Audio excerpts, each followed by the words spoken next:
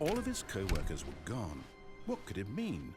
Stanley decided to go to the meeting room. Perhaps he had simply missed a memo.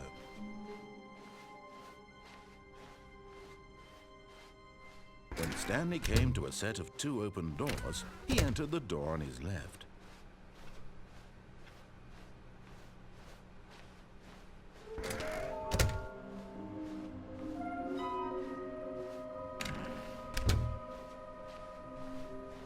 Coming to a staircase, Stanley walked upstairs to his boss's office.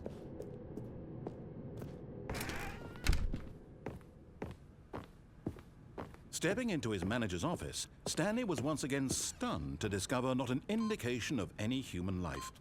Shocked, unraveled, Stanley wondered in disbelief. Stanley was in such a rush to get through the story as quickly as possible, he didn't even have a single minute to just let the narrator talk.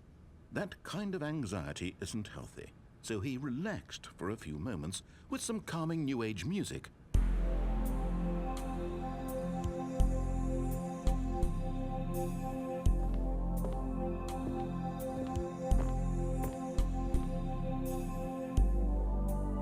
Feeling soothed and rejuvenated, Stanley calmly walked forward into the opened passageway.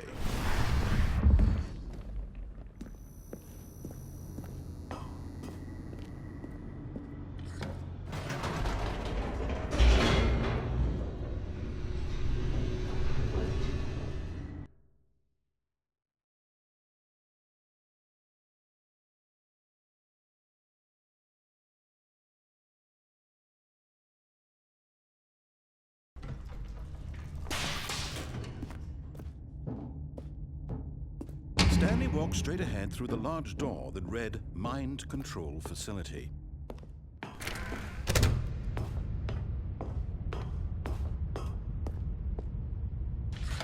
The lights rose on an enormous room packed with television screens. What horrible secret did this place hold? Stanley thought to himself. Did he have the strength to find out?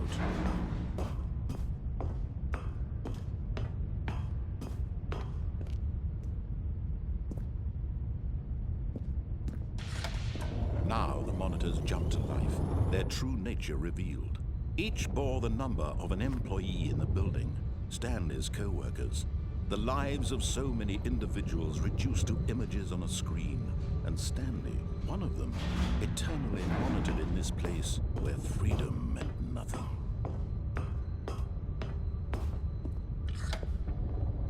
This mind control facility, it was too horrible to believe. It couldn't be true. Had Stanley really been under someone's control all this time? Was this the only reason he was happy with his boring job? That his emotions had been manipulated to accept it blindly? No, he refused to believe it. He couldn't accept it. His own life in someone else's control? Never! It was unthinkable, wasn't it? Was it even possible? Had he truly spent his entire life utterly blind to the world? But here was the proof, the heart of the operation.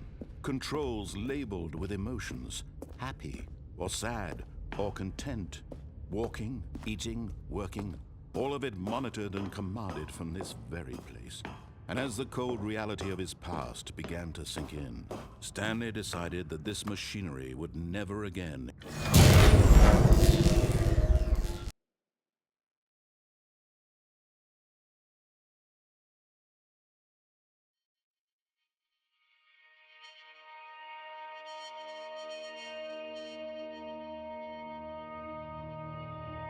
Blackness and a rising chill of uncertainty. Was it over? Yes! He had won! He had defeated the machine, unshackled himself from someone else's command. Freedom was mere moments away. And yet, even as the immense door slowly opened, Stanley reflected on how many puzzles still lay unsolved. Where had his co-workers gone? How had he been freed from the machine's grasp? What other mysteries did this strange building hold? But as sunlight streamed into the chamber, he realized none of this mattered to him, for it was not knowledge or even power that he had been seeking, but happiness. Perhaps his goal had not been to understand, but to let go. No longer would anyone tell him where to go, what to do, or how to feel. Whatever life he lives, it will be his. And that was all he needed to know. It was perhaps the only thing worth knowing. Stanley stepped through the open door.